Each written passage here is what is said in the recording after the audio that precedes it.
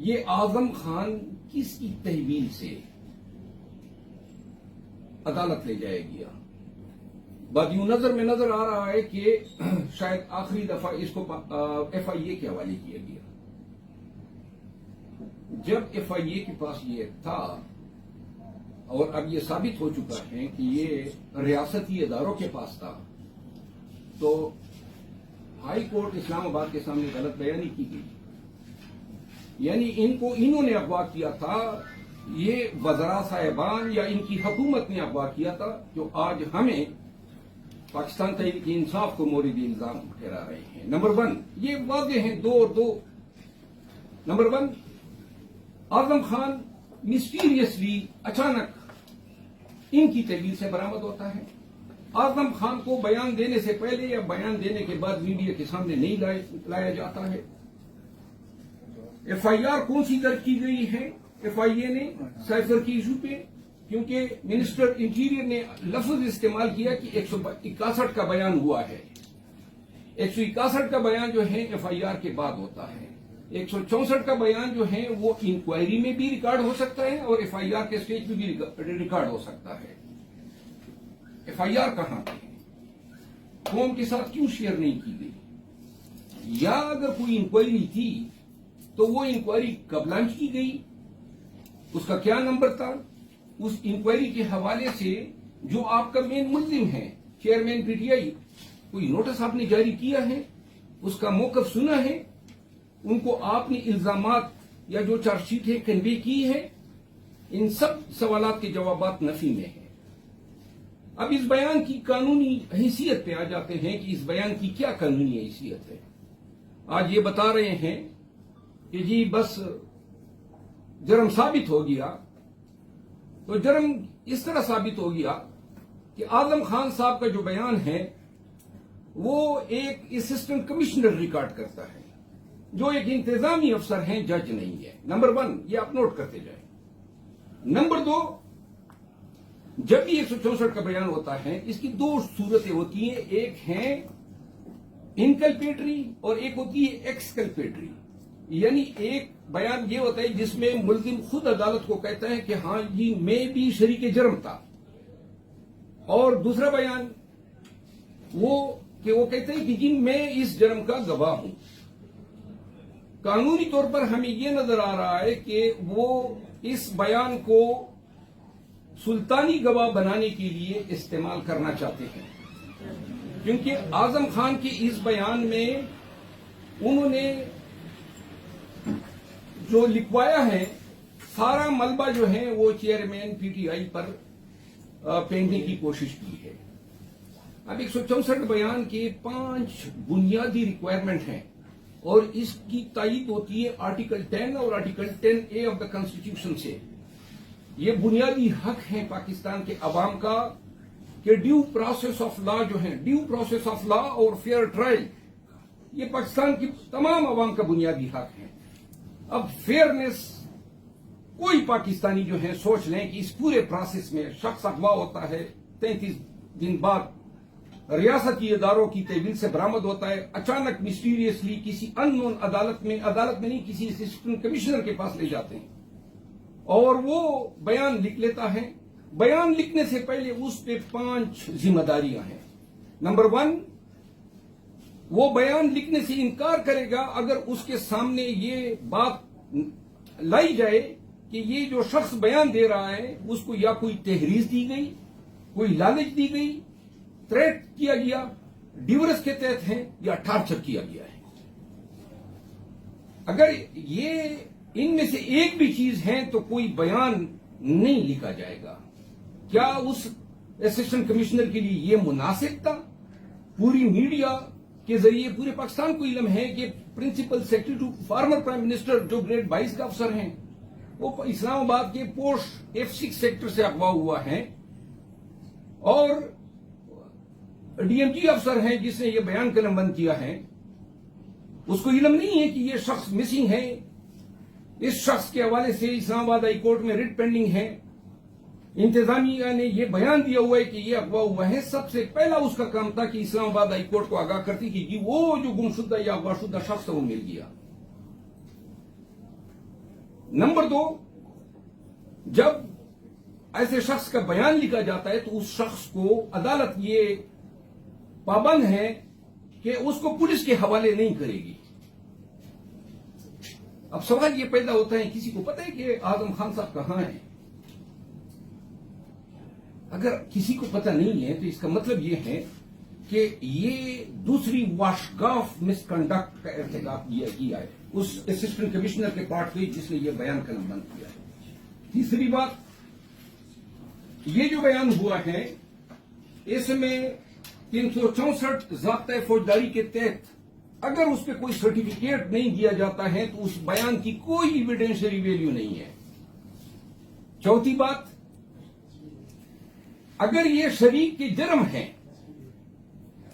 اور یہ کسی دوسری ملزم کے خلاف بیان دے رہا ہے تو پاکستان کا قانون کہتا ہے کہ کوئی ایکیوزڈ کا بیان کوئی بھی قانونی ایویڈینشری ویلیو نہیں رکھتا ہے، حتیٰ کہ یہ ان ایڈمیسیبل ہیں۔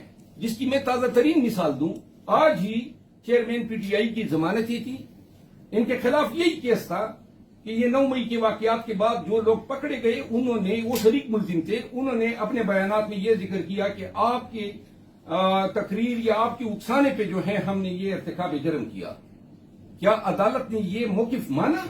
بلکہ آج عدالت نے کہا جی کہ یہ کیسز درج کیوں کیے ہیں، کون سی آپ کے پاس شہادت ہے؟ اب 5ویں بات، اعظم خان صاحب جو ہیں اگر یہ چاہتے ہیں کہ انصاف ہو اور جرمدار کو اس کے جرم کی سزا ملے تو پاکستان تحریک انصاف بھی یہی چاہتی ہے۔ سائفر کا ایشو جو ہے وہ محدود نہیں ہے ایک سیاسی پارٹی تک۔ اس وقت بھی سپریم کورٹ میں باجوہ صاحب کی وجہ سے جو ہے انہوں نے سائفر کا نام نہیں لیا۔ اب جبکہ انہوں نے نام لے لیا ہے تو پاکستان تحریک انصاف یہ مطالبہ کرتی ہے کہ اس کی مکمل انویسٹیگیشن ہو، لیکن انویسٹیگیشن جو ہے ایف آئی اے نہ کرے، پولیس نہ کرے، کیونکہ اب پوری قوم نے دیکھ لیا ہے کہ یہ جتنے بھی تفتیشی ادارے ہیں یہ گماشتوں کے طور پہ ان ایجنسیوں کے لیے کام کر رہے ہیں۔ ہمارا مطالبہ ہے اگر ان کو پاکستان کے عدالتی نظام پہ اعتماد ہے، پاکستان کی سپریم کورٹ آف پاکستان کی پوری سپریم کورٹ کو یہ ریفرنس بھیج دیں صدر پاکستان کے ذریعے کہ آپ سپریم کورٹ کو ریفرنس بھیجیں کہ سپریم کورٹ اس ریفرنس کو ایڈریس کرے، سوالات فارمولیٹ کر دیں، اس ریفرنس میں شہادت قلم بند ہو سکتی ہے۔ یہ طریقہ پسند نہیں ہے تو اگر کسی جج پہ ان کو اعتراض ہے کہ فلاں جج صاحب نہ بیٹھے، فلاں جج صاحب نہ بیٹھے، تو بے شک ہانریبل سپریم کورٹ آف پاکستان کے 3 غیر متنازع جج صاحبان جو ہیں ان کی کمیشن تشکیل دی جائے۔ اگر ہمارے خلاف، پارٹی کے خلاف یا چیئرمین پی ٹی آئی کے خلاف کوئی بھی شہادت آ جاتی ہے تو ہم ایسے الزام کا عدالتوں میں سامنا کریں گے۔ لیکن ایک دفعہ پھر میں ببانگ دہل یہ بات سب کو بتا رہا ہوں کہ جلد ہی آپ دیکھیں گے کہ یہ سائفر کے اس ایشو سے دوبارہ ریٹریکٹ کریں گے۔ ہم چاہتے ہیں کہ آج انہوں نے مسئلہ اٹھایا ہے، اب یہ منطقی انجام تک پہنچے۔ منطقی انجام تک پہنچنے کے لیے ضروری ہے کہ اس کی جوڈیشل انکوائری ہونی چاہیے، اور Pakistan supreme court of Pakistan سے بڑی کوئی ایک جوڈیشل فورم نہیں ہے۔ 3 غیر متنازع جج صاحبان جو ہیں اس کو پراپت کریں، مکمل تعاون پاکستان تحریک انصاف کرے گی، چیئرمین پی ٹی آئی کرے گا،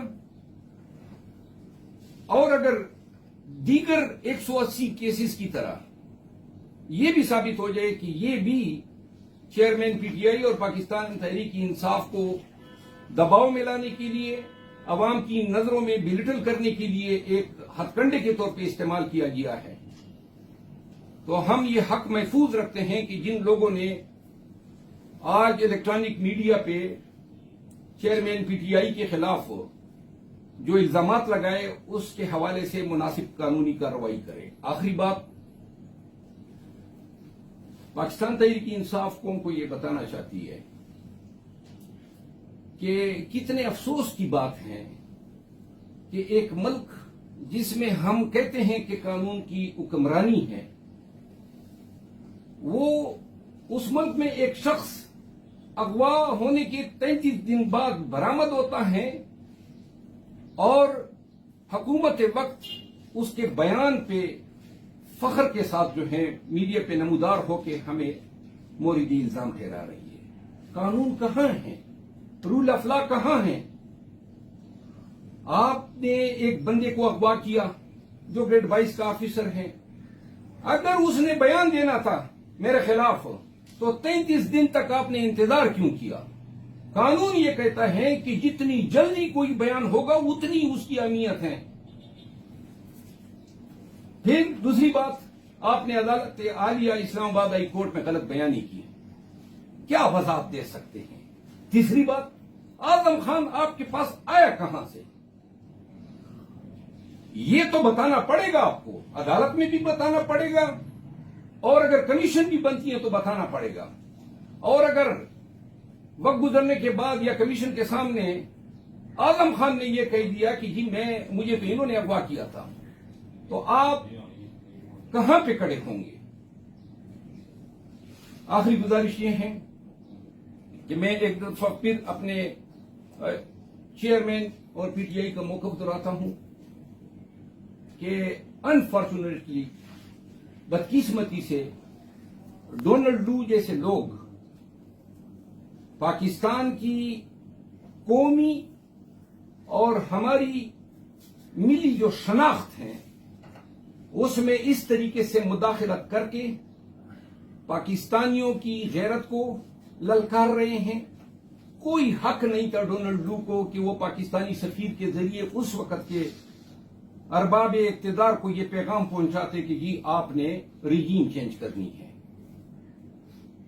لہذا اس چیز پہ شرمندہ ہونے کے بجائے اب آپ چاہتے ہیں کہ آپ اس کو ہمارے خلاف ایک تکنیک کے طور پہ استعمال کریں. تو لہذا اگر اس ملک میں رول آف لا ہے، کوئی قانون ہے یا قانون کی حکمرانی ہے، تو انشاءاللہ ہم کسی بھی جوڈیشل کمیشن کے سامنے یہ ثابت کرنے کو تیار ہیں کہ اس کے پیچھے یہ جو میسج تھا، یہ جو سائفر تھا، یہ سابق آرمی چیف کے لیے بھیجا گیا تھا، اور اس کو بچانے کے لیے اٹارنی جنرل صاحب نے سپریم کورٹ میں اسٹیٹمنٹ نہیں دیا. اس بیان کے ساتھ میں آپ سب کا بہت مشکور ہوں. Thank you.